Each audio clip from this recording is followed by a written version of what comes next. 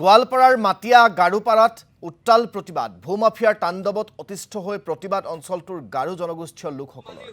দীৰ্ঘদিন ধৰি মাটিয়া অঞ্চলত একাংশ ভূমাফিয়াই খিলঞ্জীয়া লোকসকলৰ মাটি বাৰী কৌশলগতভাৱে বেদখল কৰি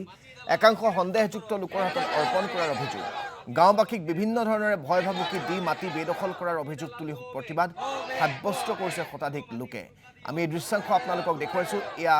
মাটিয়া অঞ্চলত যি প্ৰতিবাদ সাব্যস্ত কৰিছে গাৰু জনগোষ্ঠীয় লোকসকলে ভূমাফিয়াৰ বিৰুদ্ধে তাৰ দৃশ্যাংশ আৰু আমাক প্ৰতিবাদস্থলীৰ পৰা এই মুহূৰ্তত শেহতীয়া পৰিৱেশ আৰু তেওঁলোকৰ প্ৰতিক্ৰিয়া জনাব সাংবাদিক বিশ্বজিৎ দাসে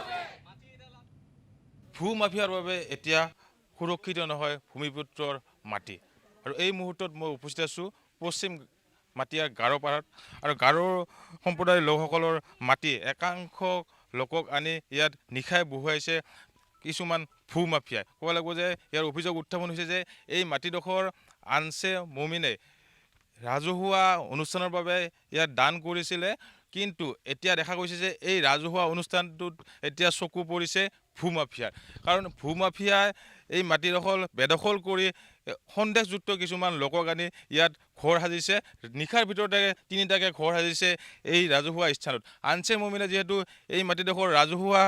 অনুষ্ঠানৰ বাবে দান দিছিলে কিন্তু ক'ৰ পৰা এই সন্দেহযুক্ত লোকসকল আহি ইয়াত ঘৰ বনালে সেই লৈ ৰাইজৰ মাজত এতিয়া প্ৰশ্ন উত্থাপন হৈছে সন্দেহ উপজিছে ক'ৰ মানুহ আচলতে আহিলে আৰু কোন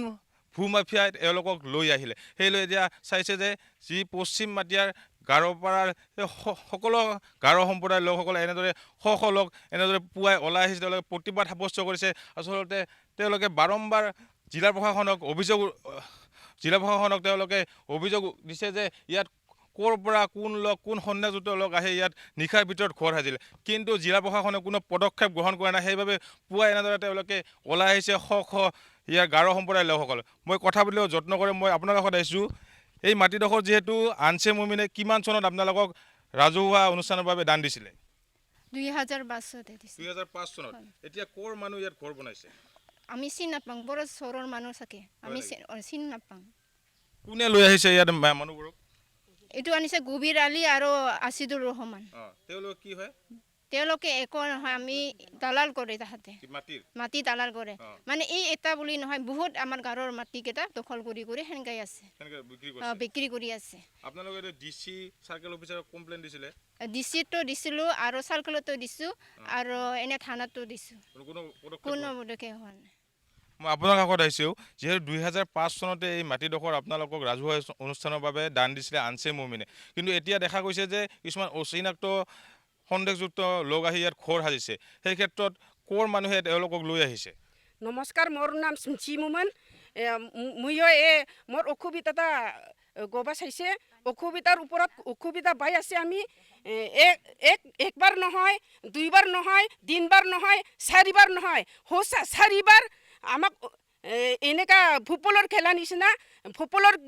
নিচিনা ফাঁচিং কৰি হেনা খেলাই আছে আমাক গাৰুকেইটা এক নাম্বাৰ এই জিনা মুমুনৰ মাটিটা এই